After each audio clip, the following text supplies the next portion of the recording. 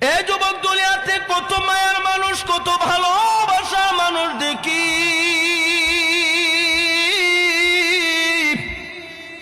কিন্তু মা দুঃখিনী যে মায়া বড়া কণ্ঠে ডাক দিত,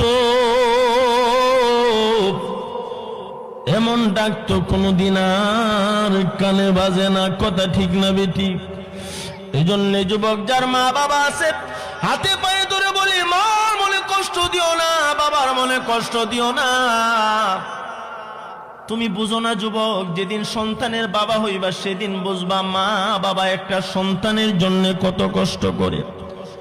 এতদিন বুঝি নাই, যখন থেকে সন্তানের বাবা হয়েছি তখন থেকে তো হারে হারে টের পাই একটা সন্তানের জন্য বাবা কত কষ্ট করে, সন্তানের জন্য বাবার কলিজাতে কত মায়া।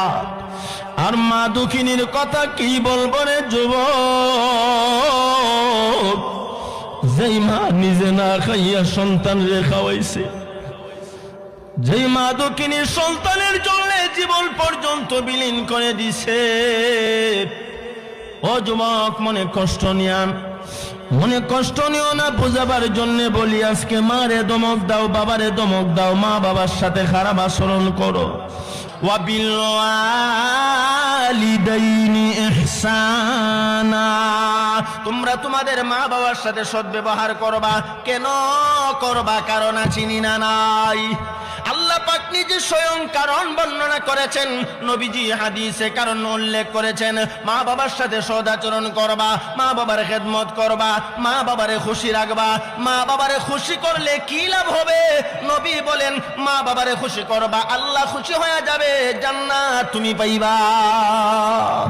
وقال النبي صلى الله عليه وسلم رضا الله رضا الوالدين, আল্লাহ নবী বলেন, উম্মতের দল, মা বাবা যখন কোন সন্তানের প্রতি রাজি আর খুশি হয়ে যায়, আল্লাহ পাক রব্বুল আলামিন তার এই বান্দা বান্দির প্রতি রাজি আর খুশি হয়ে যায়। সুবহানাল্লাহ কোন।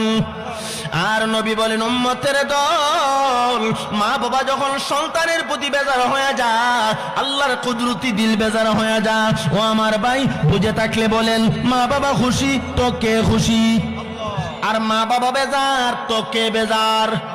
মা বাবারে খুশি করবা, আল্লাহ খুশি হয়ে যাবে, তুমি জান্নাত পাইবা। আর মা বাবার অন্তরে কষ্ট দিবারে যুবক, আল্লাহর কুদরতি দিলে কষ্ট দেওয়া হবে, জাহান্নামে যাইবা।